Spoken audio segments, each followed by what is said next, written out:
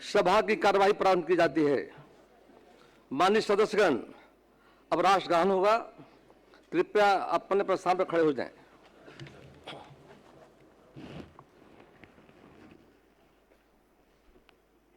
जन गण मन अधिनायक जय हे भारत भाग्य विधाता। पंजाब सिंध गुजरात मराठा द्राविड़ उत्कल गंगा। विंध्य हिमाचल यमुना गंगा उच्चल जलधि तरंगा। तव शुभ नामे जागे, तव शुभ आशीष मांगे। गाहे तव जय गाथा, जन गण मंगल दायक जय हे भारत भाग्य विधाता। जय हे जय हे जय हे जय जय जय जय हे।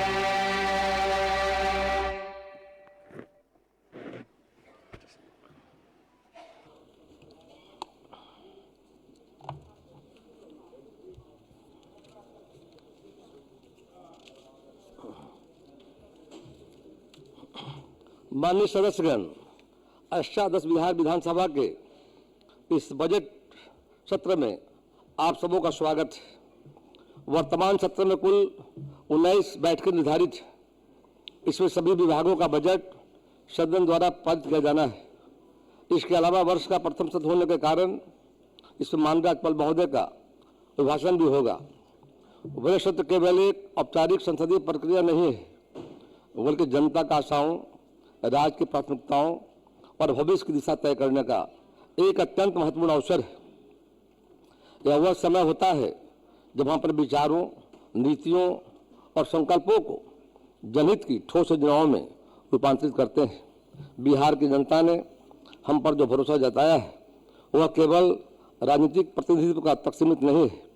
यह भरोसा सुशासन, विकास, सामाजिक न्याय और जवाबदेही से जुड़ा हुआ है। इस सत्र में होने वाले चर्चा राज्य की व्यवस्था, शिक्षा, स्वास्थ्य, रोजगार, कृषि, आधारभूत संरचना और सामाजिक कल्याण जैसे महत्वपूर्ण विषयों को नई दिशा देने वाली है।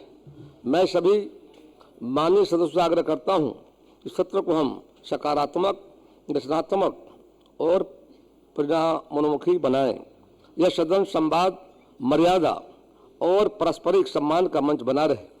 यही हमारी सर्वोच्च प्राथमिकता होनी चाहिए कि उस सदन की गरिमा केवल नियमों से नहीं बल्कि हमारे आचरण, भाषा और दृष्टिकोण से भी तय होती है।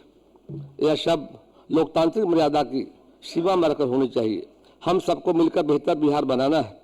अंत में मैं आशा करता हूं यह सत्र सौहार्द, अनुशासन और रचनात्मक ऊर्जा के साथ सफलतापूर्वक संपन्न होगा। आप सभी के सहयोग से सदन की कार्यवाही सुचारू रूप से आगे बढ़ेगा। इसी विश्वास के साथ मैं इस बजट सत्र के सफल संचालन की कामना करता हूं। माननीय सदस्यगण, अब से कुछ देर बाद यानी 11:30 बजे विस्तारित भवन के सेंट्रल हॉल में दोनों सदनों के एक साथ समवेत बैठक में माननीय राज्यपाल महोदय का अभिभाषण होगा। माननीय राज्यपाल महोदय का स्वागत करने और उन्हें सेंट्रल हॉल तक लाने के लिए मैं विस्तारित भवन के मुख्य प्रवेश द्वार पर जाऊंगा। माननीय मुख्यमंत्री जी, माननीय मंत्री संसदीय कार्य विभाग भी इस हेतु निर्धारित स्थल पर आएंगे। इस बीच आप सभी माननीय सदस्य चलकर सेंट्रल हॉल में अपना अपना स्थान ग्रहण करेंगे। माननीय राज्यपाल महोदय के अभिभाषण की समाप्ति के पश्चात पुनः इस सभा विषम में आज के निर्धारित शेष कार्य होंगे। अतः आप सभी माननीय सदस्यगण अभिभाषण समाप्त होने के तत्काल बाद सेंट्रल हॉल से आकर इस सदन में अपना स्थान पुनः ग्रहण कर लेंगे। अब आगे कार्रवाई सेंट्रल हॉल में होगी।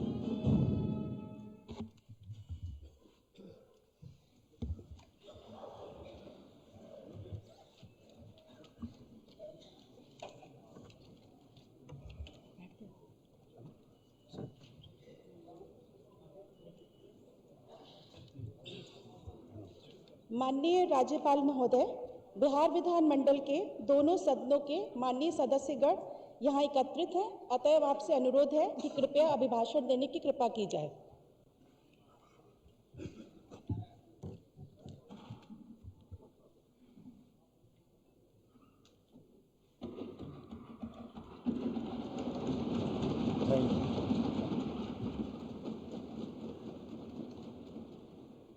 बिहार विधानमंडल के माननीय सदस्यगण, मैं नववर्ष के प्रथम सत्र के अवसर पर बिहार विधानमंडल के दोनों सदनों के संयुक्त अधिवेशन में आप सभी को शुभकामनाएं देता हूं तथा राज्य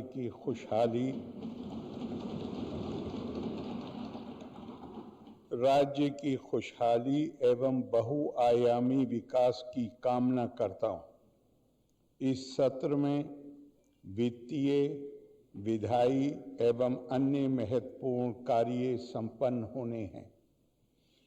मैं बिहार विधानमंडल के सभी माननीय सदस्यों से बिहार के विकास के लिए रचनात्मक भूमिका अदा करने की अपेक्षा करता हूं।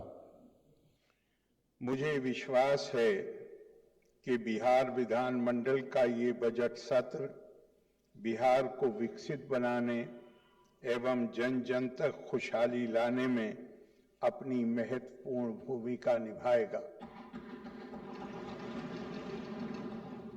आपके बहुमूल्य सुझावों एवं सकारात्मक विमर्श से बिहार की प्रगति को बल मिलेगा। 24 नवंबर 2005 को नई सरकार बनने के पहले बहुत कम काम हो पाया था। इसके बाद राज्य के विकास के लिए तेजी से काम शुरू किया गया। अब राज्य में कानून का राज है तथा इसे बनाए रखना सरकार की सर्वोच्च प्राथमिकता रही है। सरकार द्वारा अपराध नियंत्रण एवं विधि व्यवस्था संधारण के लिए सभी आयामों पर योजनाबद्ध तरीके से काम किया गया है। पुलिस के लिए वाहन एवं अन्य आवश्यक संसाधन उपलब्ध कराए जा रहे हैं। 24 नवंबर 2005 को नई सरकार बनने से पहले बिहार में पुलिस बल की संख्या बहुत कम थी। वर्ष 2006 से कानून व्यवस्था को और बेहतर करने के लिए पुलिस बल की संख्या में लगातार बढ़ोतरी की गई। अब राज्य में पुलिस बल की संख्या बढ़कर लगभग 1,31,000 हो गई है तथा तेजी से नियुक्ति जारी है। महिला पुलिस बल की संख्या में भी काफी वृद्धि हुई है तथा आज बिहार में पुलिस बल में महिलाओं की भागीदारी पूरे देश में सबसे अधिक है। विधि व्यवस्था को सुदृढ़ करने के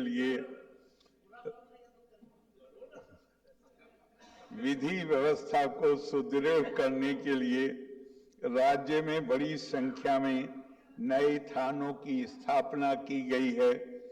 पहले राज्य में कुल 814 थाने थे, जिनकी संख्या अब बढ़कर 1,380 हो गई है। आपातकालीन स्थिति जैसे अपराध की घटना, आगजनी, वाहन दुर्घटना आदि से निपटने के लिए इमरजेंसी सेवा डायल 112 संचालित की जा रही है और इसके बहुत अच्छे परिणाम मिले। अब तक 52 लाख से अधिक लोगों को आपातकालीन सहायता पहुंचाई जा चुकी है। अब राज्य में किसी प्रकार के डर एवं भय का वातावरण नहीं है तथा समाज में प्रेम, भाईचारे एवं शांति का माहौल है। राज्य में सामाजिक सौहार्द एवं सांप्रदायिक सद्भाव का माहौल कायम है। सांप्रदायिक तनाव की घटनाएं प्रकाश में आने पर पुलिस एवं प्रशासन द्वारा तेजी से कार्रवाई की जा रही है। राज्य सरकार द्वारा वर्ष 2006 से ही मुस्लिम समुदाय के कब्रिस्तानों की घेराबंदी की योजना शुरू की गई है, जिसमें राज्य की मिली-जुली आबादी के इलाके वाले एवं अन्य संवेदनशील कब्रिस्तानों की घेराबंदी की जा रही है। बड़ी संख्या में कब्रिस्तानों की घेराबंदी की जा चुकी है। अब समाज में शांति एवं सद्भाव का वातावरण है। इसी तरह से वर्ष 2016 से 60 वर्ष से पुराने हिंदू मंदिरों की भी घेराबंदी की गई है, जिससे मंदिरों में चोरी आदि की घटनाएं नहीं हो रही हैं। राज्य सरकार द्वारा शुरू से ही शिक्षा पर विशेष ध्यान दिया गया है। पहले बहुत कम स्कूल थे, इसको ध्यान में रखते हुए बड़ी संख्या में नए स्कूल खोले गए हैं। विद्यालयों में एक और जहां पोशाक, साइकिल, छात्रवृत्ति एवं अन्य कई योजनाएं लागू की गई हैं, वहीं दूसरी ओर विद्यालयों की आधारभूत संरचना को मजबूत किया गया है। बालिका शिक्षा पर विशेष ध्यान दिया गया है तथा हर पंचायत में उच्च माध्यमिक विद्यालय खोले गए हैं। पहले शिक्षकों की काफी कमी थी। वर्ष 2006 से स्थानीय निकायों के माध्यम से 3,68,000 शिक्षकों का नियोजन किया गया। वर्ष 2023 से बिहार लोक सेवा आयोग द्वारा 2,58,000 सरकारी शिक्षकों की बहाली की गई है। इनमें से 28,976 नियोजित शिक्षक बीपीएससी के माध्यम से सरकारी शिक्षक बन गए। फिर सरकार ने तय किया कि नियोजित शिक्षकों को बीपीएससी की परीक्षा देने की जरूरत नहीं है। उन्हें मामूली सी परीक्षा लेकर सरकारी शिक्षक बनाया जाए। इसके लिए उन्हें 5 मौके तय किए गए। अब तक 4 परीक्षाओं का आयोजन हो चुका है, जिसमें 2,66,000 नियोजित शिक्षक पास हो गए हैं। अब केवल 73,000 शिक्षक शेष बचे हैं, जिन्हें एक मौका और दिया जाएगा। अब कुल मिलाकर सरकारी शिक्षकों की संख्या 5,24,000 हो गई है। नवंबर 2005 में नई सरकार बनने के बाद राज्य में स्वास्थ्य व्यवस्था पर विशेष ध्यान देते हुए इसमें व्यापक सुधार किया गया है। इससे पहले स्वास्थ्य व्यवस्था ठीक नहीं थी। प्राथमिक स्वास्थ्य केंद्र में इलाज कराने के लिए प्रति माह औसतन 39 मरीज ही आते थे, लेकिन अब स्वास्थ्य व्यवस्था में सुधार किया गया है तथा प्राथमिक स्वास्थ्य केंद्रों में हर महीने औसतन 11,600 मरीज आते हैं। राज्य में बहुत पहले से ही केवल 6 सरकारी मेडिकल कॉलेज एवं अस्पताल थे, जबकि आज 12 सरकारी मेडिकल कॉलेज एवं अस्पताल कार्यरत हैं एवं शेष सभी 27 जिलों में नए मेडिकल कॉलेज बनाए जा रहे हैं, जिन्हें शीघ्र पूरा कर लिया जाएगा। साथ ही पटना मेडिकल कॉलेज एवं अस्पताल को 5,400 बेड तथा अन्य 5 पुराने मेडिकल कॉलेजों को 2,500 बेड के अस्पताल के रूप में बनाया जा रहा है। पटना के इंदिरा गांधी आयुर्विज्ञान संस्थान को 3,000 बेड के अस्पताल के रूप में विकसित किया जा रहा है। अब हर जिले में इंजीनियरिंग एवं पॉलिटेक्निक की पढ़ाई शुरू हो रही है। राज्य में अनेक संस्थानों की स्थापना की गई है, जिसमें कई राष्ट्रीय स्तर के संस्थान शामिल हैं। राज्य में बड़ी संख्या में सड़कों तथा पुल पुलियों का निर्माण कराया गया है। राज्य के सुदूर क्षेत्रों से 6 घंटे में राजधानी पटना पहुंचने का लक्ष्य वर्ष 2016 में ही पूरा कर लिया गया था। अब राज्य में बड़े पैमाने पर नई सड़कों, पुल पुलियों, रेल ओवरब्रिज, एलिवेटेड रोड एवं बाईपास का निर्माण तथा पुरानी सड़कों का चौड़ीकरण किया गया है, जिससे लगभग 5 घंटे में सबसे दूर वाले क्षेत्र से राजधानी पटना पहुंचना संभव हुआ है। इसे और बेहतर करने का प्रयास जारी है। अब राज्य में कई नए एक्सप्रेसवे का निर्माण भी किया जा रहा है। इससे राज्य के सुदूर क्षेत्रों से राजधानी पटना पहुंचने में और कम समय लगेगा। साथ ही प्रखंड मुख्यालयों को जोड़ने वाली सड़कों का चौड़ीकरण किया जाएगा। सरकार द्वारा महिला सशक्तिकरण पर विशेष जोर दिया गया है।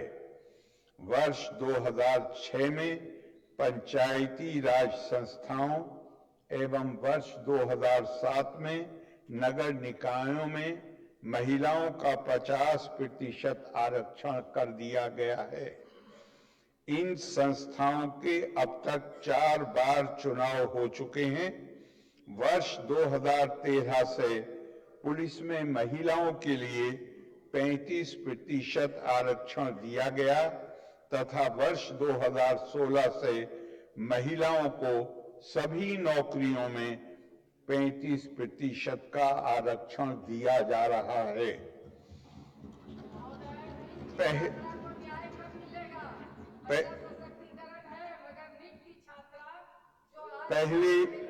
पहले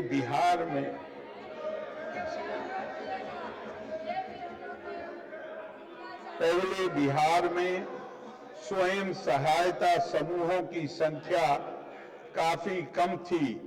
वर्ष 2006 में विश्व बैंक से कर्ज लेकर राज्य में स्वयं सहायता समूहों का गठन किया गया, जिसे जीविका नाम दिया गया।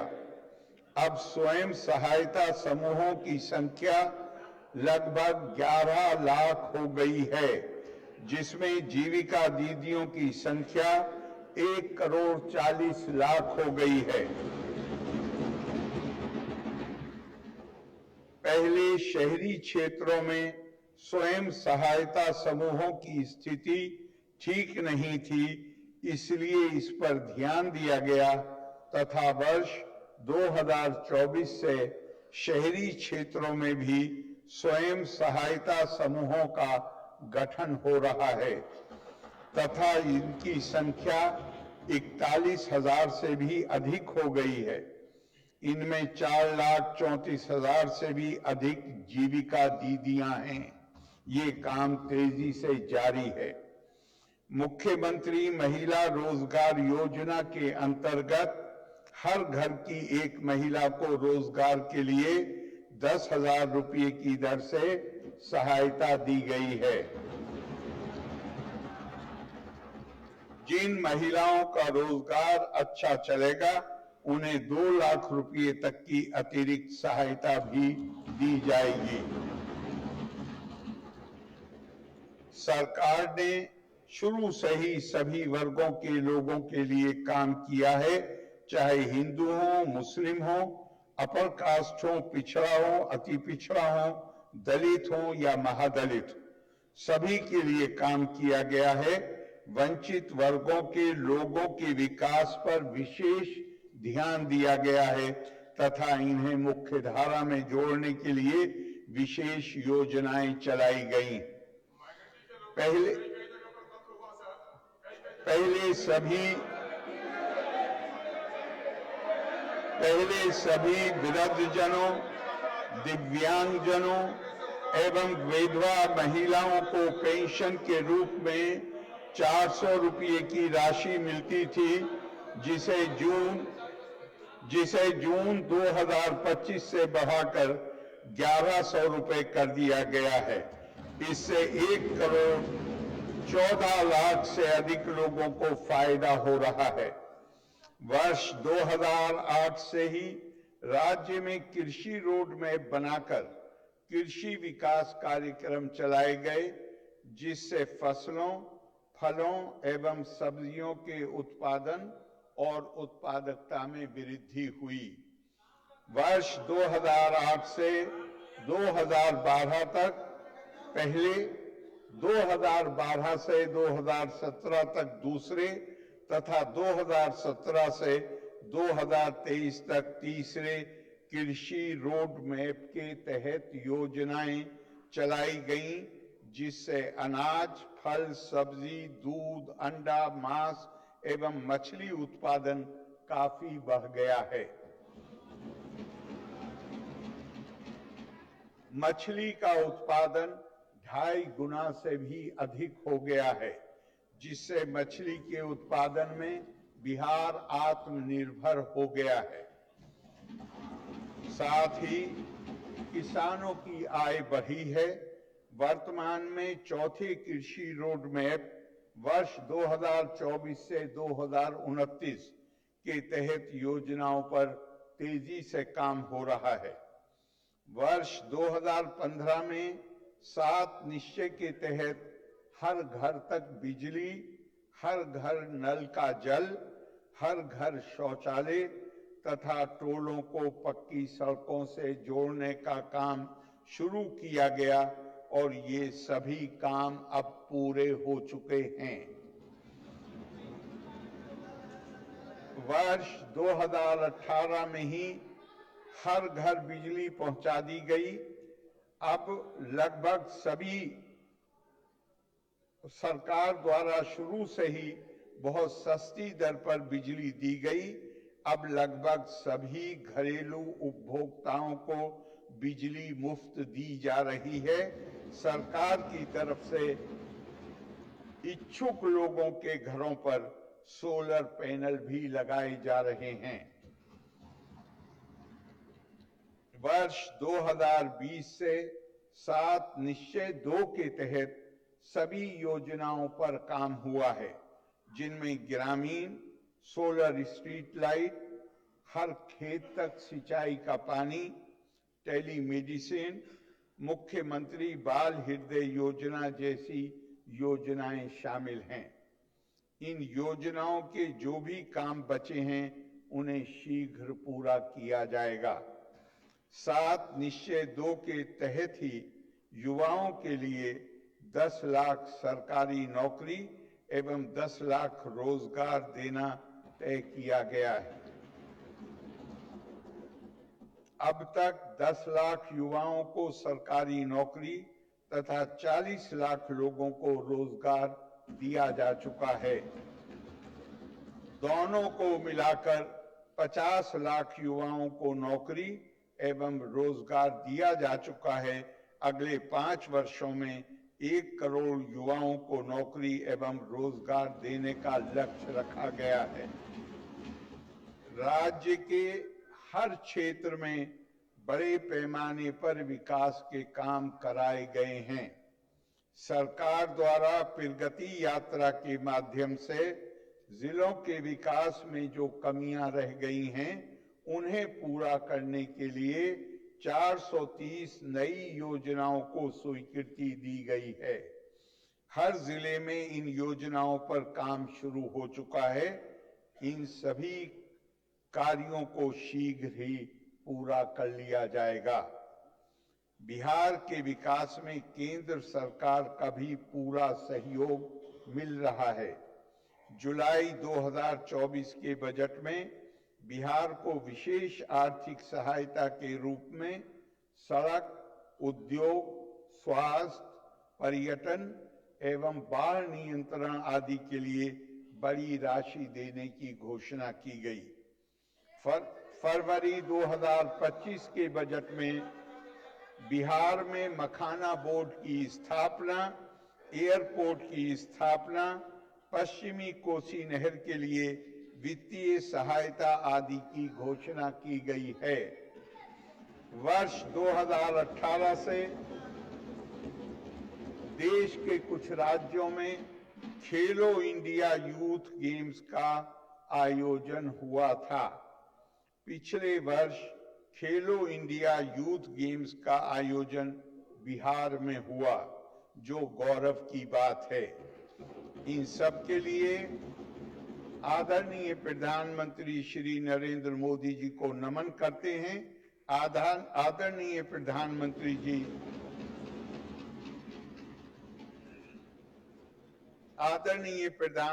जी कई बार बिहार आते हैं तथा उनके द्वारा कई विकास कार्यों का शिलान्यास, शुभ आरंभ किया गया है। इन सभी योजनाओं पर अब तेजी से काम हो रहा है। केंद्र सरकार के सहयोग से बिहार का विकास और तेजी से होगा।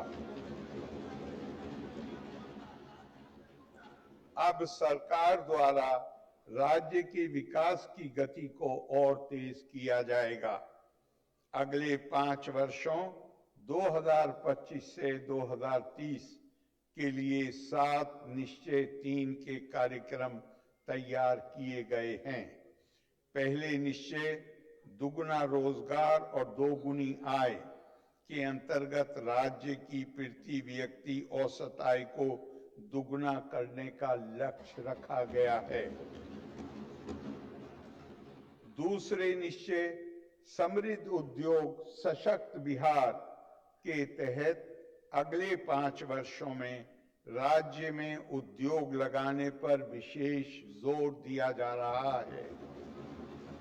इसके लिए सभी जिलों में औद्योगिक क्षेत्रों की स्थापना हेतु प्रयास किए जा रहे हैं।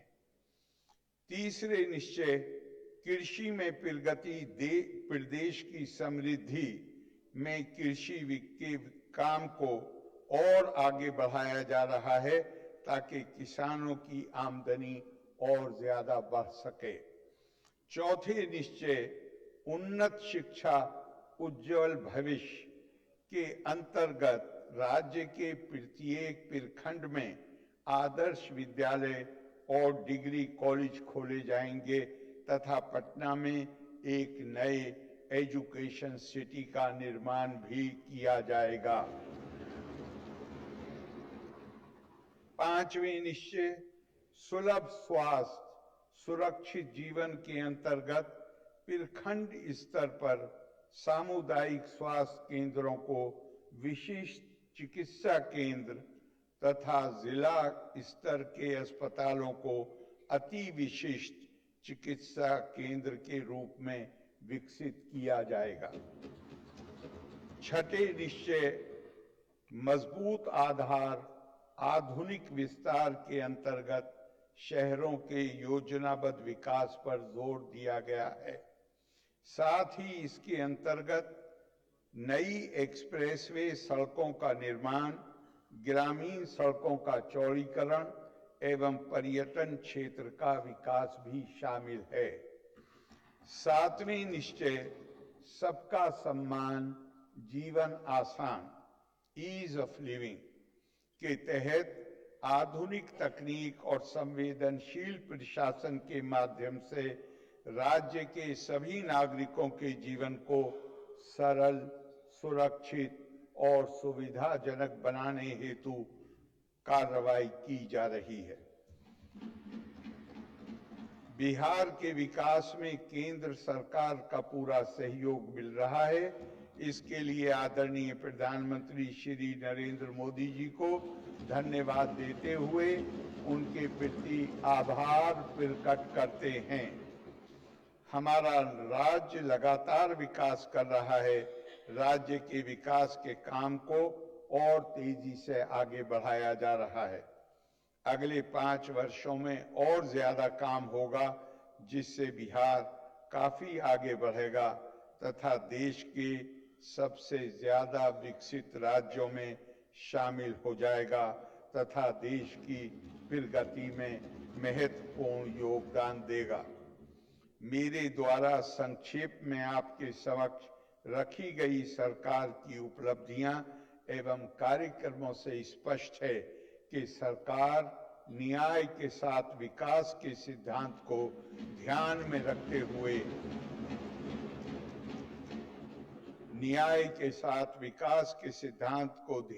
रखते हुए राज्य के सभी क्षेत्रों एवं वर्गों के उत्थान के लिए निरंतर प्रयत्नशील है। सरकार द्वारा राज्य के विकास के लिए किए जा रहे प्रयासों में आप सभी का सहयोग अपेक्षित है। मुझे भरोसा है कि सभी सदस्य जिम्मेदारी के साथ सत्र के संचालन में अपना महत्वपूर्ण योगदान देंगे। मुझे धैर्य एवं ध्यान से सुनने के लिए आप सभी माननीय सदस्यों को धन्यवाद। लोका समस्ता सुखिनो भवन्तु। जय हिंद, जय बिहार।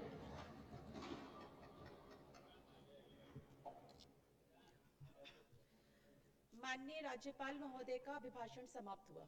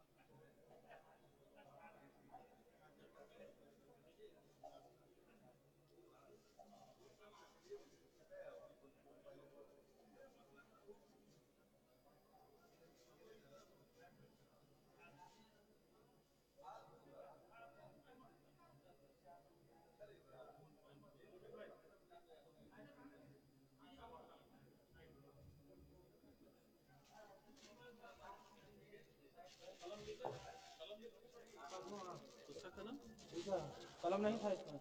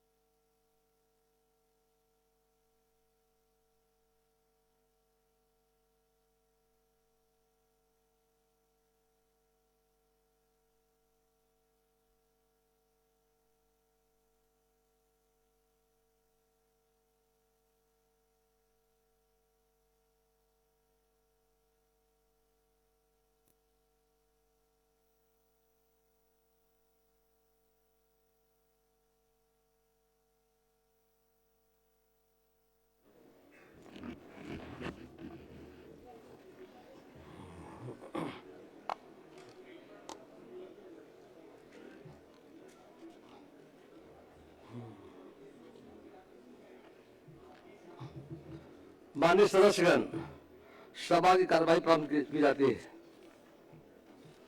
माननीय सदस्यगण, बिहार विधानसभा की प्रक्रिया तथा कार्य संचालन नियमावली के नियम 12(1) के अधीन मैं निम्न सदस्यों को अष्टादश बिहार विधानसभा के द्वितीय सत्र के लिए अध्याक्षित सदस्य मनोनीत करता हूं।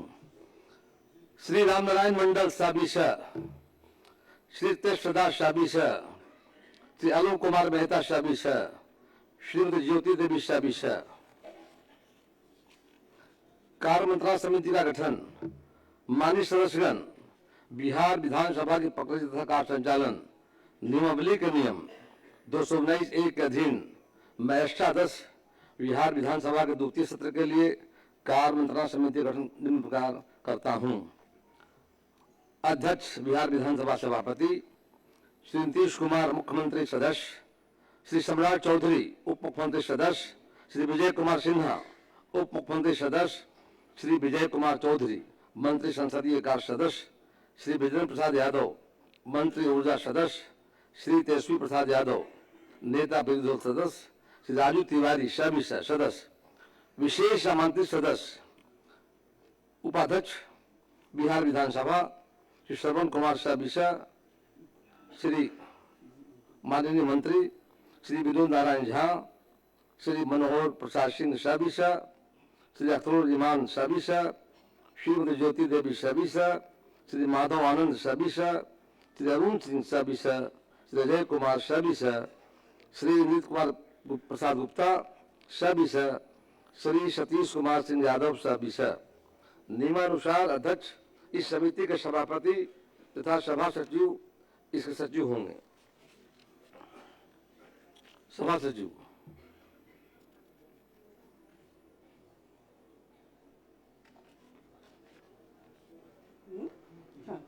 महोदय, मैं बिहार विधानसभा में उद्भूत तथा बिहार विधानमंडल के दोनों सदनों द्वारा यथा पारित निम्नलिखित विधेयकों की एक विवरणी पटल पर रखती हूँ, जिसमें माननीय राष्ट्रपति एवं माननीय राज्यपाल द्वारा भारत के संविधान के अधीन अनुमति प्रदान की गई है और इसकी सूचना अष्टादश बिहार विधानसभा के प्रथम सत्र की समाप्ति के बाद प्राप्त हुई है। माननीय राष्ट्रपति द्वारा अनुमत विधेयक का विवरण। कारखाना बिहार संशोधन विधेयक 2025 पर माननीय राष्ट्रपति द्वारा दिनांक 17 नवंबर 2025 को अनुमति प्रदान की गई, परंतु मूल अधिनियम कारखाना अधिनियम 1948 का दिनांक 21 नवंबर 2025 को निरस्त हो जाने के कारण प्राप्त विधिक मंतव्य के आलोक में कारखाना बिहार संशोधन विधेयक 2025 अधिनियमित नहीं हुआ। माननीय राज्यपाल द्वारा अनुमत विधेयक का विवरण। बिहार विनियोग संख्या 4 विधेयक 2025 पर माननीय राज्यपाल द्वारा दिनांक 11 दिसंबर 2025 को अनुमति प्रदान की गई। प्रभारी मंत्री वित्त विभाग। महोदय, मैं बिहार राजकोषीय उत्तरदायित्व एवं बजट प्रबंधन अधिनियम 2006 के अंतर्गत वित्तीय वर्ष 25-26 के आर्थिक सर्वेक्षण की प्रति को सदन के पटल पर उपस्थापित करता हूँ। शोक प्रस्ताव। माननीय सदस्यगण, कतिपय जननायकों के निधन की सूचना मिली है, जिनके बारे में शोक प्रकट करना हमारा कर्तव्य है। स्वर्गीय अशोक कुमार चौधरी, बिहार विधानसभा के पूर्व सदस्य श्री अशोक कुमार चौधरी का निधन दिनांक 8 दिसंबर 2025 को हो गया। निधन के समय की आयु लगभग 59 वर्ष की थी। स्वर्गीय चौधरी मुजफ्फरपुर जिला के काटी विधानसभा निर्वाचन क्षेत्र से वर्ष 2015 एवं सकरा विधानसभा निर्वाचन क्षेत्र से वर्ष 2020 में बिहार विधानसभा के सदस्य निर्वाचित हुए थे। वे मिलनसार एक मृदुभाषी व्यक्ति थे। हम उनके निधन से दुखी हैं। इस वक्त दिवंगत आत्मा को शांति एवं शोक संतप्त परिवार को दुख सहन करने की शक्ति प्रदान करे। स्वर्गीय राजनीति प्रसाद, बिहार के पूर्व सांसद श्री राजनीति प्रसाद का निधन दिनांक 19 दिसंबर 2025 को हो गया। निधन के समय की आयु लगभग 80 वर्ष की थी। स्वर्गीय प्रसाद वर्ष 2006 में राज्यसभा से चुने गए थे। समाजवादी विचारधारा के साथ साथ वो एक मुखर वक्ता भी रहे थे। हम उनके निधन से दुखी हैं। इस वक्त दिवंगत आत्मा को शांति एवं शोक संतप्त परिवार को दुख सहन करने की शक्ति प्रदान करें। स्वर्गीय बीना बादमी पांडे बिहार विधानसभा पूर्व सदस्य श्रीमती बीना बादमी पांडे का निधन दिनांक 3 जनवरी 2026 को हो गया। निधन के समय उनकी आयु लगभग 82 वर्ष की थी। स्वर्गीय पांडे मधुबनी जिला के हरलाखी विधानसभा निर्वाचन क्षेत्र से वर्ष 1990 में बिहार विधानसभा की सदस्य निर्वाचित हुई थी। वह मृदुभाषी एवं कर्मठ महिला थी। हम उनके निधन से दुखी हैं। इस वक्त दिवंगत आत्मा को शांति और शोक संतप्त परिवार को दुख सहन करने की शक्ति प्रदान करें। अब हम लोग 1 मिनट के लिए मौन खड़े होकर सभी दिवंगत आत्माओं को शांति के लिए प्रार्थना करें।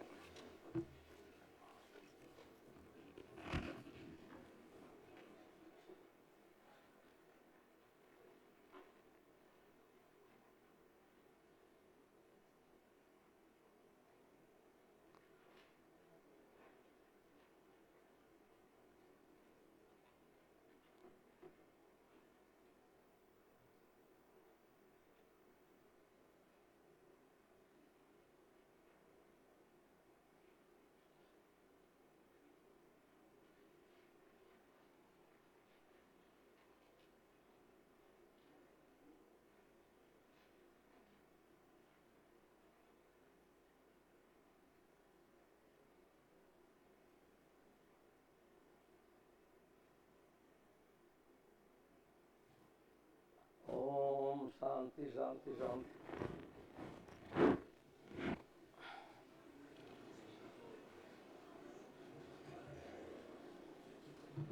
मैं अपनी तथा संपूर्ण सदन की ओर से शोक संतप्त परिवार के पास में जुदा दूंगा। अब सभा की बैठक मंगलवार दिनांक 3 फरवरी 2026 को 11 बजे पूर्वाह्न तक के लिए स्थगित की जाती है।